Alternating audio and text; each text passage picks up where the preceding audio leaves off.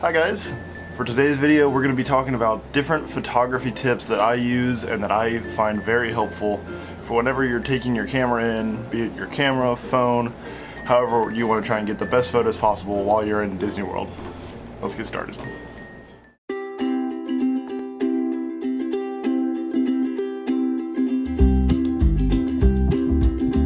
Alright, welcome to another magical adventure. It's a rainy day here at Epcot. Adventure. Yeah, it's a rainy adventure here at Epcot. So my quick tip is to go for a standard ticket instead of a park hopper.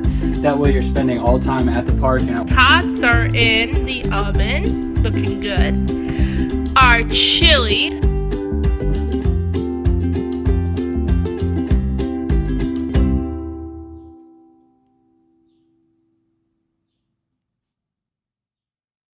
Alright, so for this video, I've got 10 tips, maybe 11 or so, that I usually stick by that I've found when you're going into the parks are pretty helpful, especially if you're trying to come out with the best photos possible. And starting off that list is definitely the most crucial, and that's know what you're wanting to get a photo of before you're actually there. So if you're going into Animal Kingdom, which is my favorite park to shoot, go in and know, like, okay, for the safari, I want to get pictures of the giraffes, I want to get pictures of the elephants, I want to get this, and this. Like, know ahead of time a shot list, essentially, and know what you're wanting to get photos of, because otherwise, if you're there and you're just kind of shooting willy-nilly, it'll be fun, you'll still be taking a lot of photos, and there will be some good ones that you get out of it, but it's not going to be as rewarding as you plan ahead of time, you say in your head that you want to get that shot, and then you go out and you actually get it. That's just even more rewarding of the photos. Alright, step 2 is going to be to make sure you're taking more than just one photo of the image you want. So if you're in Animal Kingdom and you're walking through the Maharaja Trail and you see something you want to take a photo of, don't just take the one photo and move on. Take 5 to 10 photos of it. You can always go back later and delete the ones that you're not going to use, the ones that don't fit. But it's better to have those backups just in case the one photo that you did take doesn't turn out the way you wanted it to. I've had this happen to me in the past where I've taken a photo, I only took the one photo, and then I went back and looked at it. It wasn't what I was hoping it was going to be when I looked at it again. So taking those extra photos is a little bit of a step that'll definitely make sure you're getting the best photos possible. Alright, so tips 3 and 4 are going to kind of go in together hand in hand, and that's because they're about the equipment you're going to be using when you're in the parks. So if you're using a camera other than your phone, so if you're using a DSLR, a mirrorless camera, anything along those lines, be sure you have the proper equipment for them. So it might sound pretty smart and pretty straightforward, but be sure you take extra batteries in your bag, make sure you've got a backup SD card just in case anything happens and goes wrong, or even if you just fill up all the space on your SD card, or if your battery dies, you need to have those backups, because otherwise, if your battery dies and you're only halfway through your day, that's half of the day wasted on photos that you're just not going to have, unfortunately. So be sure absolutely to have those. And then when it comes to the equipment as well, as we all know, Orlando is very sunny. It can also be very rainy, but for the most part it's very sunny.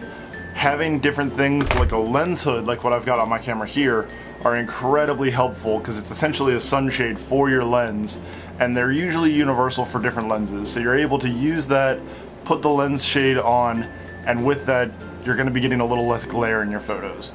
Another important bit with that is if you are able to, or if you have the means of it, take a tripod. So on Disney's website it says that you're allowed to bring a tripod in as long as when it's folded up it fits in your bag, and when it's fully extended it is under 6 feet. So speaking from experience, having a tripod, especially with a longer lens, say the telephoto lens, having the tripod to kind of stabilize your shots is imperative. Otherwise you might get some shaky images, they're not going to turn out the way you're wanting them to. So if you can, if you want to, take the tripod in with you, set it up. You're not going to be the only one there with a tripod. People do it all the time, especially at Animal Kingdom. So my next tip is especially about a good time to get some photos. So this is particularly from Magic Kingdom, but wait for parades to happen. So have your camera ready, be in a good position. Where I've usually been during the parades is over by the Walt and Mickey statue itself. If you're able to get there, fantastic. If not, it's not that bad. But taking, for example, the photo that we use in a lot of our promotional material with the Mickey balloon in front of Cinderella's castle.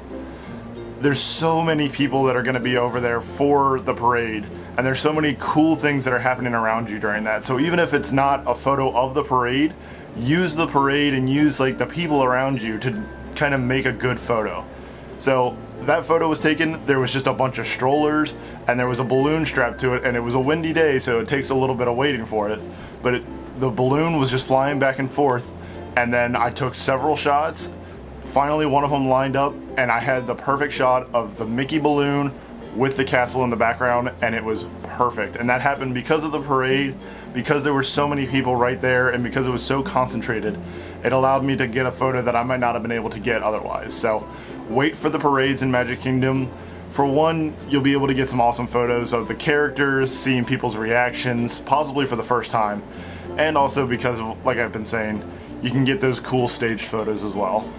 Alright, tip number 6 is very, very important, and it's important to yourself, not just in the photos, but in just anything really. But be patient. Like I was saying in that last tip, it took several shots to get the right one of the balloon in front of the castle. It wasn't the first shot, and even if it had been, you don't stick with the first shot. You keep going after that.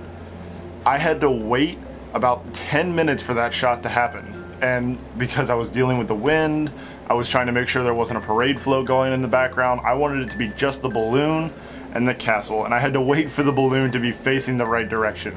So it's gonna take some time to get some photos.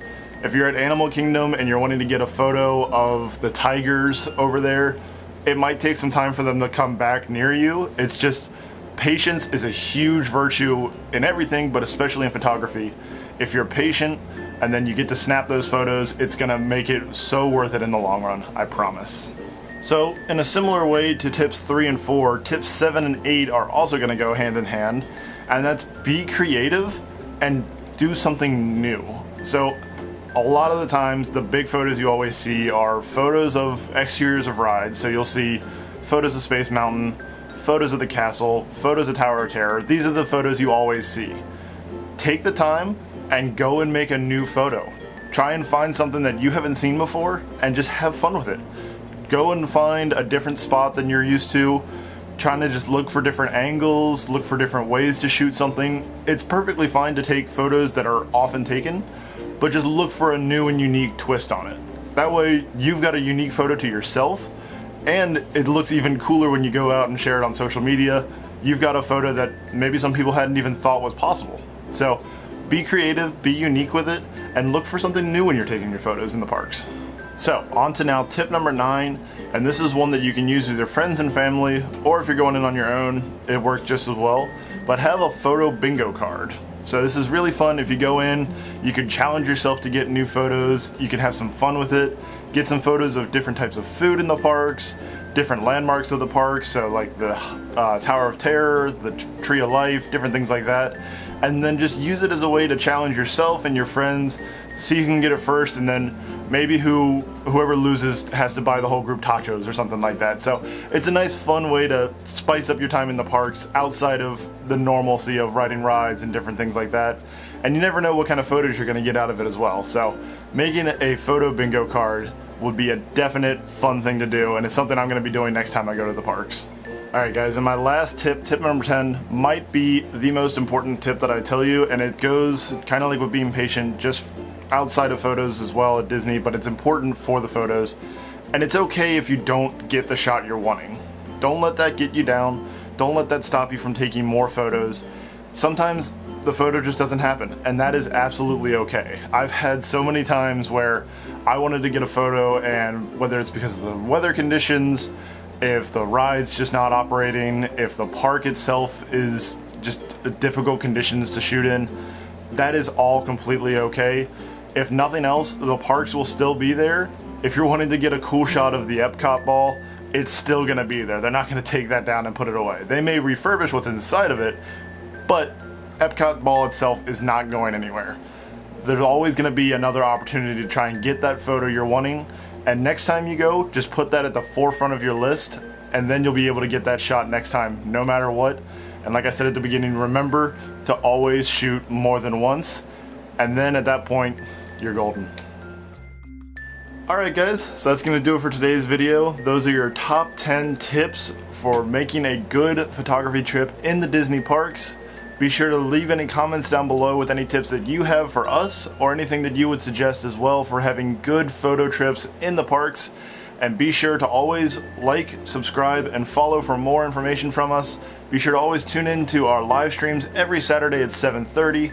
Be sure to follow us on every social media that we have, Instagram, Facebook, and here on YouTube. And we always look forward to seeing you guys in the next video. See you real soon. Hi guys, hope you enjoyed today's video. Be sure to like and subscribe right here on YouTube. You can do that by clicking the red button down below and clicking the thumbs up. Be sure to also click the bell notification for any time we get a video posted, you'll get a notification about it. Be sure to also follow us on our social media, including on Instagram at themagicaladventurers, so you can always stay up to date with everything new that we're posting and that we're sharing with you guys. Looking forward to seeing you in the next magical adventure. Bye!